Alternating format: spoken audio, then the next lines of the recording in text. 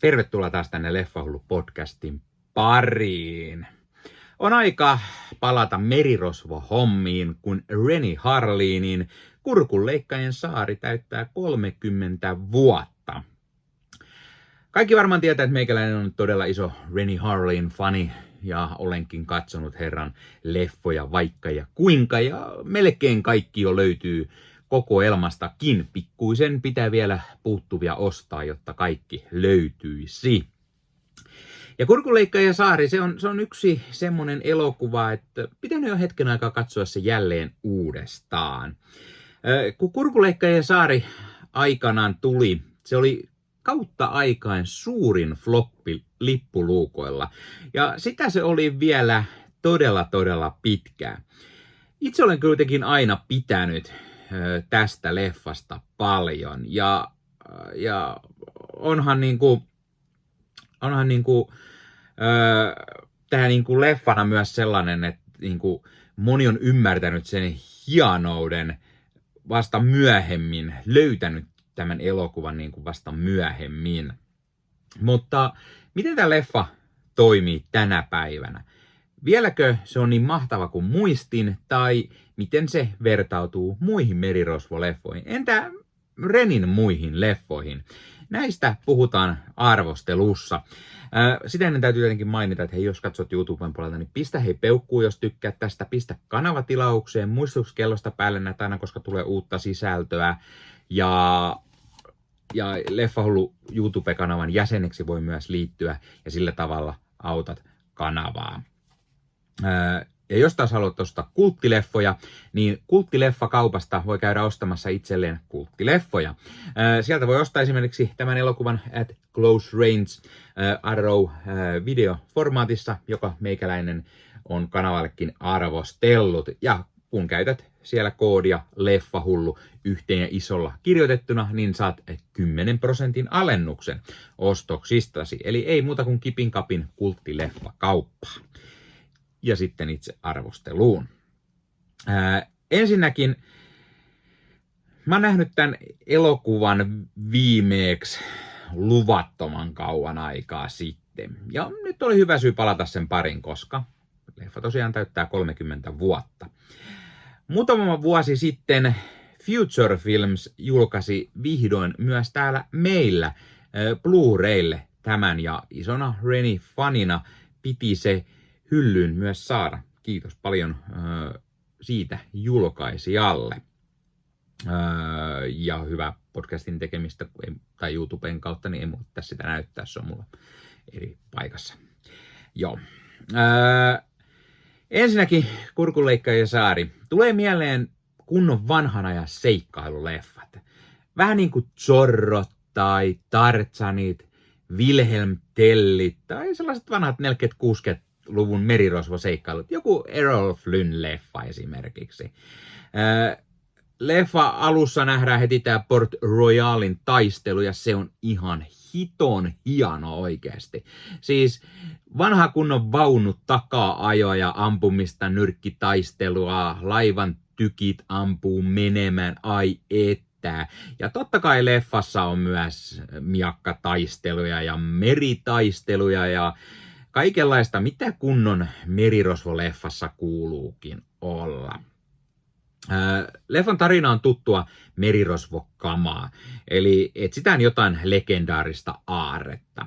Tällä kertaa jahdataan Espanjan kultalaivaa, joka on piilotettu Kurkunleikkaajien saarelle, johon on sitten tämmöinen kolmiosainen kartta, jonka osat pitää ensin löytää. Nämä 3 kartan palaa on tämmöisellä merirosvovan veljeksille, joista yksi siis rupeaa ahneeksi ja tappaa sitten yhden näistä veljistään, Harryn. Ja Harryn tytär Morgan tulee paikalle siinä sitten ja saa isänsä kuollessaan tämän osan karttaa. Hän vannoo kostoa sedälleen ja aikoo myös löytää tämän jättimäisen aarteen. Ja tästä leffa siis käynnistyy. Leffassa on kaikki tutut merirosvoleffojen elementit, niin juonellisesti, seikkailullisesti, Ja mukana on myös tietenkin aimoannos huumoria. One-linereita lentelee aika ajoin ja niin kuin siis kaikki on hyvin pääsääntöisesti ainakin. Ja totta kai täytyy myös mainita se, että on niin mahtavaa nähdä myös tämän ajan elokuvat, kun niitä tehtiin vielä ilman isompia tietokoneefektejä. Käytettiin kunnon praktikaaleja efektejä, oikeita lavasteita. Ai että, mä niin nautin näistä. Puhutaan hetken päästä lisää, mitä mä pidin tästä leffasta, mutta puhutaan myös näyttelijöistä.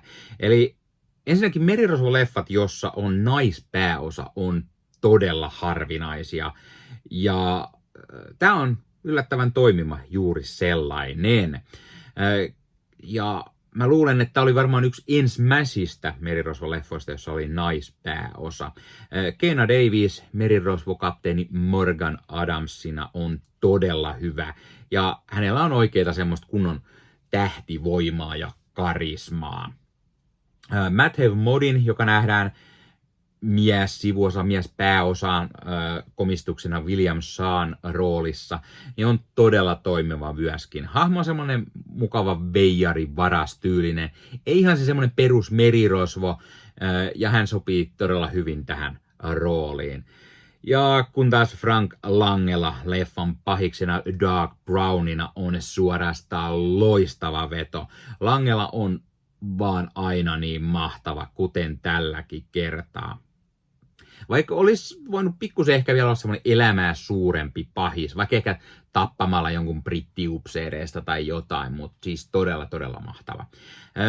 Leffassa muissa rooleissa nähdään muun muassa Maury Chaukin, monessa Renin leffassa nähty Rex Linn, Stan Shaw, Patrick Malahide, Christopher Masterson, Angus Wright, Harris Yulin, jne. Ja John Debnin musikeille täytyy antaa erityismaininta. Ne on hiton kovat ja suorastaan täydelliset seikkailuleffan musat. Myös puvustus, lavastus, kuvaus ja kaikki muukin toimii todella hienosti. Siis tässä leffassa on vaan kaikki hiton hyvin. Joten mikä sitten mättää? Tai mätti? Miksi tästä ei tullut aikanaan isoa hittiä? No ilmeisesti vuonna 1995 se oli vaan väärä vuosi merirosvo-leffoille.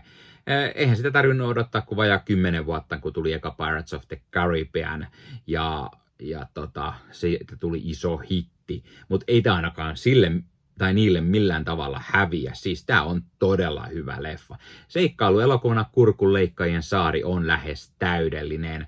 Se kulkee kuin kunnon seikkailuleffa konsanaan, eli tapahtumasta toiseen eikä juurikaan pidä hengähdystaukoja.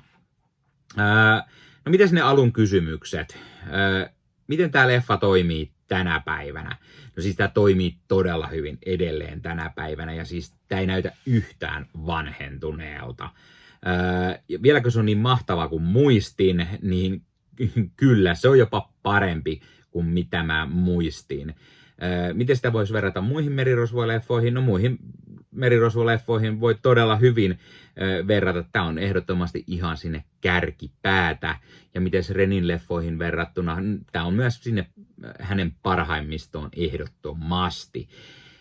Mä pidin siis todella paljon tästä leffasta tällä katselukerrallakin ja jos jotain pientä miinusta pitää ehkä antaa, niin se, että nämä leffassa nähtävät kuuluisat merirosvolaivat, Morningstar ja mitä nämä on, niin ne oli aivan liian puhtoisia. Ne ei näyttä semmoisilta karuilta merirosvolaivoilta, mitä niiden ehkä odottaa olevan.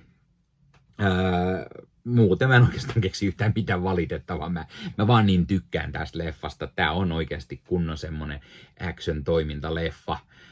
Arvosanaksi mä antaisin varmaan sen 9,5/10. Pikkusen jää parannettava ehkä aina, mutta siis lähes täydellinen elokuva.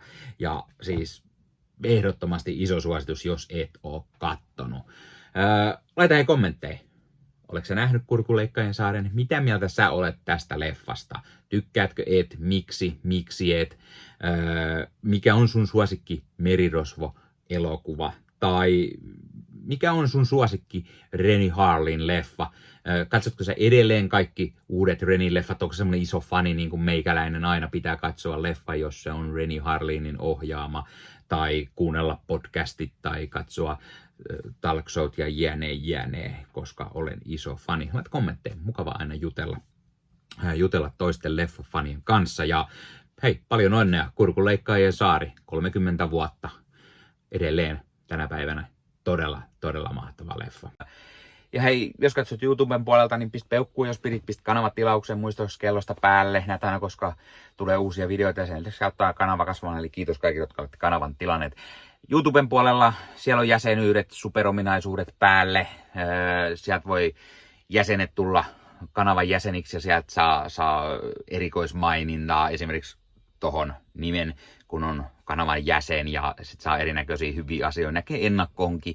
Esimerkiksi tämänkin on nähnyt varmasti jo aikaisemmin, jos on kanavan jäsen, tämän videon sieltä ja muita videoita tulee. Esimerkiksi täällä on paljon täällä leffahuoneessa kaiken näköistä, mistä on tulossa lähiaikoina varmasti video, niin niitäkin näkee sitten ennakkoon, kun on kanavan jäsen. Joskus tulee jopa pelkästään jäsenille tarkoitettuja videoita. Ja sen lisäksi on kaikki korostettuja vastauksia ja tila ja tämmöisiä merkkejä ja muuta kaikki. Kyllä te tiedätte YouTube-juttut. 0,99 € kuussa tai 2,99 € kuussa, niillä saa erinäköisiä asioita, kun tilailee tai on kanavan jäsen. Ja niitä supertykkäyksiä, superkommentteja, kaikkea voi laittaa, niin siitä tulee muutamat kymmenet sentit sitten tähänkin suuntaan. Eli kiitos kaikille, jotka olette niitä laittaneet. Ottakaa Leffahullu somekanavat haltuun, Instagrami, TikTokki, Facebook-sivusto, jäne. Meikäläinen tekee Marvel Podcast Suomea, Star Wars Podcastia ja sitten sen lisäksi meikäläinen kuuluu Leffamediaan, jos on yli 30 sisäntuottajia, jotka rakastavat leffoja ja sarjojen katsomista, niiden arvostelemista ja kaikkeen leffoja ja sarjoihin liittyvää. Sieltä löytyy leffa- ja sarja-aiheiset uutiset, huhut, trailerit, sieltä löytyy haastatteluja, kaikennäköistä leffa- ja sarja-aiheesta. No niin, tämä oli Leffahullu podcast tällä kertaa. Ei muuta, ensi kertaa. Se on moro.